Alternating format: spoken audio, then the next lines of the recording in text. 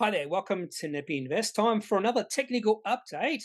And in today's technical update, I'm going to focus on some of the larger cap companies on the ASX, including Telstra. Four of these companies have released their full year results, or maybe the half year results, and we can see how the market has reacted to those results. A few of these companies are looking interesting, a couple of potential breakouts, and another company towards the end of the video, maybe the last company I will look at, the complete opposite. After they released their full year results, the share price has gone in the complete opposite direction to what you want to see. So the five companies I'll be looking at in today's video, apart from Telstra, include Treasury Wine Estates, Brambles, AGL, and WH Sol Pattinson. Treasury Wine Estates, Brambles, Telstra, and AGL have all released their financial results. I'm still waiting for a WH Sol Pattinson, but when we look at the technicals or the chart for that company, there is a potential shift in sentiment and a potential new uptrend developing for that company. And to be honest with you, this is one of the highest quality companies on the ASX, and you'll be able to see that when we look at the long-term chart. So for all these companies I'm going to show you today, we're going to look at the 1 year daily chart and also look at the monthly chart going back maybe 30 to 40 years to get the bigger picture or the long-term picture. First company I want to talk about is, of course, Telstra. And for all these companies I'm going to talk about today, I'm going to describe these companies in terms of the quality of the company. So are they high quality, low quality, medium quality, that sort of thing? And the way I determine quality of a company is through a number of factors. One of those factors is just revenue growth. I want to see revenue growing through time, preferably over 10% per year. We don't see that with Telstra. In fact, revenue historically has been dropping for this company, and that is bad news. Doesn't mean revenue will continue to drop over the next 5 to 10 years. Potentially, we could see Telstra turn into a mini growth company. Who knows? But at this point in time, history shows us that Telstra is not a high quality company. It is, in fact, a low quality company. There's only two reasons why I might be thinking of buying Telstra. The first reason is because of the dividends. So this is an income company, but we don't see the dividends for this company increasing. There's potential, just potential, the dividends could drop over the next 5 to 10 years. So I wouldn't just buy Telstra because of the dividends. The other reason why I might think about buying Telstra is because of technical reasons. Is the share price in the uptrend? And can I see that uptrend continuing in the future? And that's why I've included Telstra in this video, is just because of how the share price has performed over the past month. The share price has moved into an uptrend. The share price right now is at a 6 to 8 month high. And that is very important. If the share price can get above $4.30, which would be a share price reaching at least a 1 year high. So last time we saw the share price that high was back in January 2022. That would be a bullish move. But let's have a look at the monthly chart. You can see just from the monthly chart why I would not consider this company to be high quality. In fact, I would consider this company to be one of the lowest quality companies on the ASX. When Telstra IPO'd onto the ASX in 1998, there was a lot of hype in this company.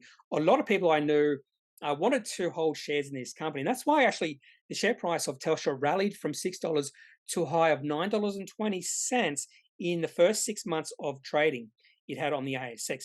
And then all that hype died away fairly quickly. And that's why the share price dropped from $9.20 all the way down to $2.60 over the next 11 years. And you can see on occasion here, there has been rallies in Telstra's share price, particularly between 2010 and 2015-16. Share price rallied from $2.60 all the way to $6.60. And then again, there was a bit of hype during that period. That hype fell away, and the share price fell back to $2.60. So I've mentioned $2.60 twice. We also saw the share price drop to $2.60 towards late in 2020. So it seems like $2.60 is a very strong support level for Telstra. Now, the main reason I would consider taking a position in Telstra right now is just the technicals, particularly when you look at the monthly chart right now. It does look like there is potential. The share price of this company is moving into a long-term trend. And if we do see the share price move above $4.30, that would signal a 5 year high in the share price. And that would also signal share price moving into this long-term trend. Another reason is a potential we might see this business starting to grow, albeit at a small rate. There were quite a few fund managers that I listened to in some podcasts over the past 4 to 8 months who were excited about the future of Telstra moving forward. So that could be one of the reasons why the share price is moving towards a 5-year high.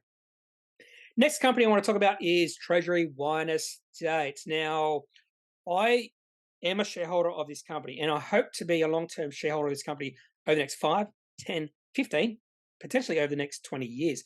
I would define this company not high quality just at this point in time, because there is an argument because of what's been happening with this company over the past 2 years that it's definitely not a high quality company, but I would not define this company as low quality. And I'll explain why in the next slide when we look at the monthly chart going back to 2011. But Treasury Wine Estates, when you look at the daily chart over the past year, share price really has done nothing up until the company released their full-year results on August the 18th. And it was a really interesting reaction from the market. Now, when I look at all these financial results being released by companies in August, I'll take a cursory glance at the results and then make a determination on that glance whether the results are good or bad. A lot of times I am going to be wrong because it's just a cursory glance. I'll take a closer look at all these results over the next few months. And one of the things I do look at is how the market has reacted to the results. So I thought on first glance of Treasury Wine Estates that it was an underwhelming results from this company. And that's exactly what the market initially thought. When the share price or the share started trading after they released the results, share price was down about 5%. In fact, the share price low on that day, August 18, was just above $12. And then the share price rallied during the rest of the day. And when you see the share price rally during the day after the company has released their results, after initially being down, it means there's something in the results, I won't say hidden in the results, but there's something beyond the cursory glance that's got the market excited. And the share price rose from that $12 low all the way to $13.15. And that rally in the share price continued into August the 19th. The share price closed at $13.40. And the fact that the share price closed above $13.20 is really important because that $13.20 was a resistance level. The last time we saw a share price reach $13.20 was back in August 2021. And the share price at $13.40 means the share price of this company is at a 2.5-year high. So that's very important too. So there's something, there must be something in these results to like. I'll take a closer look at Treasury Wine Estates results in the next few months. Now, because I am a shareholder and I don't know, have no intention of selling, I don't need to have a close look at these results for a few weeks at least, just because of this market reaction and the fact the share price is at a 2.5-year high. And I hope to own these shares for at least the next 5 to 10 years. I probably would describe Treasury Wine Estates as a potential high-quality company on the ASX. But because of what's happened in this company over the past 2 years, I've had to temper my expectations around this company. And to be honest with you, the majority of issues this company has faced in the past 2 years is of no fault of their own. It's because of the spat between the Australian government and the spoilt brat that is China. So China was a high growth area for this company. And then when China made all these allegations against China or Treasury Wine and the wine industry in Australia, in my opinion, false accusations proving they are a spoiled brat, that really affected Treasury Wine. But they are pivoting, and they are pivoting in the right direction. They are thinking worldwide. So they're thinking global, not just China, but global. Also believe, in my opinion, in the next 5 to 10 years, there is that potential that they might move back into China and start selling a lot of their wine into China because of changing demographics in China. And because of those changing demographics, there's going to be a lot more people in China willing to buy wine and Treasury Wine. The other thing is the Penfolds brand. It's a moat. This company has the potential to really build upon over the next 5 to 10 years. Penfolds is a recognized brand around the world. And when you have a recognized brand around the world, a company should take advantage of that moat, because that is a moat. A brand name is a significant moat. And that's why I am bullish about the future of Treasury wine estates. I believe they are moving into a period of significant tailwinds over the next 5 to 10 years. And I think right now is the start of those tailwinds. And I think the market might be thinking that as well, based off the back of this rally in the share price over the past few trading days. And the fact share price right now is at a 2.5-year high. From a potential high quality company to a company I would not describe as high quality as all. And that'll become obvious when we look at the monthly chart. But I can't discount a potential, well, not a potential breakout in the share price, a definite breakout in the share price when it comes to Brambles. Now, I actually did write down quite a few of building type companies, not really real estate companies, but construction type companies like Brambles, James Hardie, CSR, Brickworks. All the charts of those companies are starting to look quite interesting right now. And I decided to just include Brambles because there is a definite breakout in the share price for this company. The last time we saw the share price above $12.60 was back in August last year when they released their full year results. And the share price has just zoomed higher above that $12.60 resistance level on fairly significant strength, on really high volume after the company released their full year results. And again, I just took a fairly close look at these results and they did look quite good on first glance. So this actually looks a really interesting chart. And so I actually did become excited about Brambles just based off this daily chart. And then I looked at the monthly chart and my excitement probably waned a fair bit just because of where the share price has gone over the past 20 years. The first thing that is noticeable when you look at Brambles' monthly chart is the share price has done nothing over the past 20 years. So this is the monthly chart going back to 2001, so 21 years of charting right here.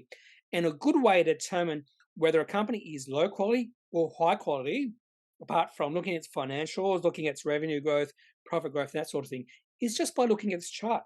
Is the share price continually going up? If the share price has gone sideways over a 20-year period, gives a good indication about the quality of that company. If the share price goes sideways over a 20-year period, that means the company is definitely not a high-quality company. It's more likely going to be a low-quality company and definitely not a long-term buy and hold candidate. The other thing to take into account here is where the share price is right now compared to historical ranges. Is it at the higher end of its trading range or the lower end of its trading range?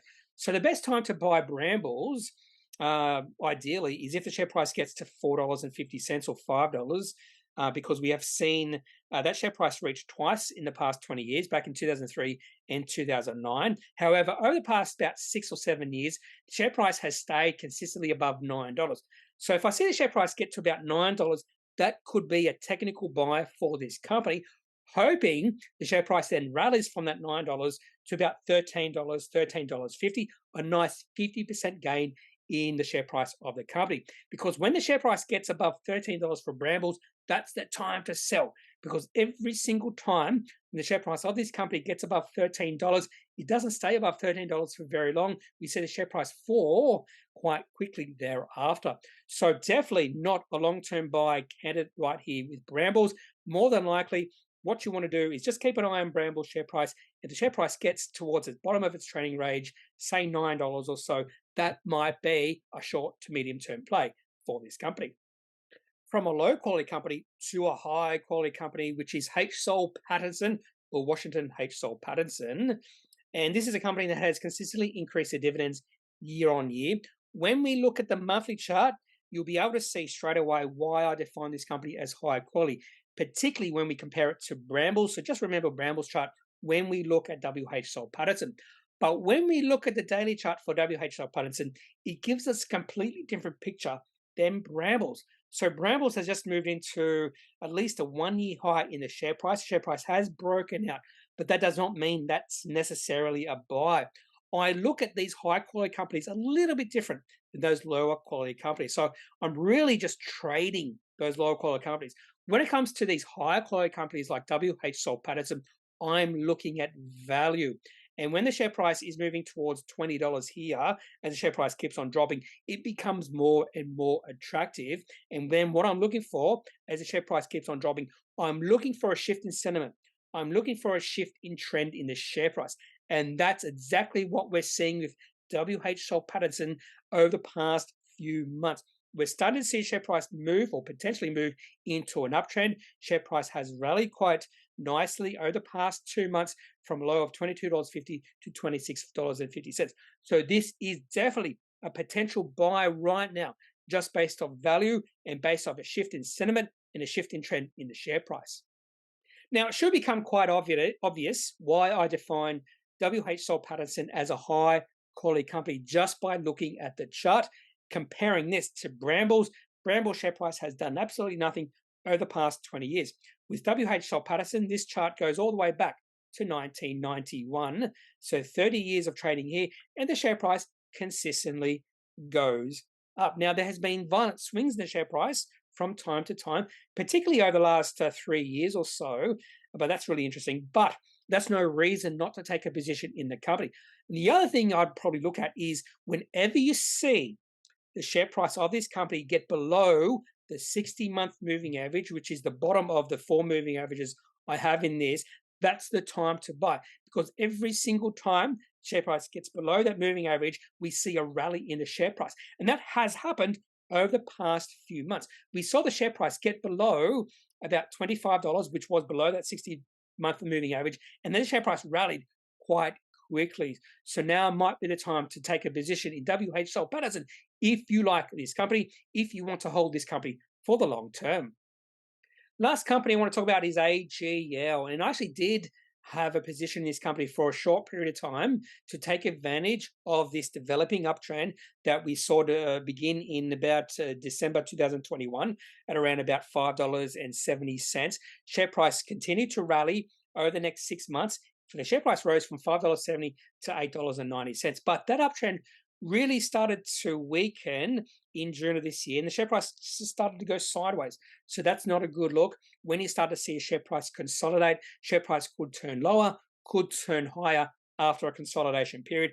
And unfortunately for AGL, unlike Brambles, unlike Treasury Wine Estates, when this company released their financial results, your reaction from the market was quite negative, and this could be the catalyst to sell out of your position in this company. I'll leave that decision up to you, but if I was holding this company right now, I would be thinking about selling because the share price has taken a dive for the worse on the back of these financial results. Share price right now is at a 4 to 5 month low, and I would expect to see the share price potentially move significantly lower from here.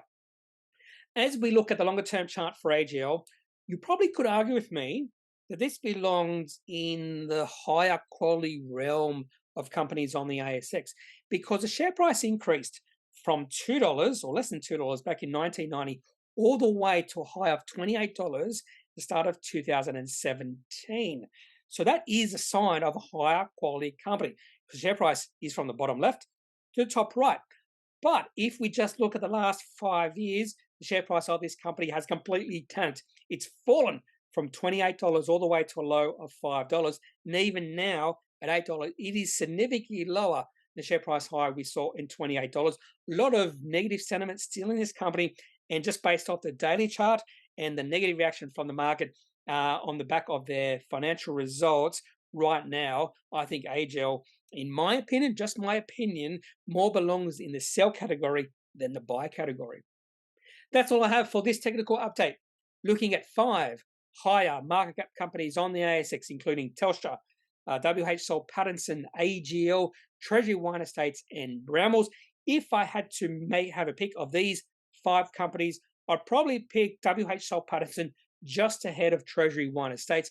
And in 5th place and last position, I'll probably have AGL. In fact, I think more than likely AGL is a potential sell candidate right now. Now, that's just my opinion. You could think completely different than me. And if you do think completely different than me, I'd love to hear your opinions on why you think differently. That's how I learn. That's how we all should learn as investors, to take a board different opinion than our own. So leave that in the comment section of this video. Otherwise, I'm not a financial advisor. If you do need financial advice, make sure you seek out someone who's qualified and can speak to your own financial needs. That's it for this video. Have a good day. Bye.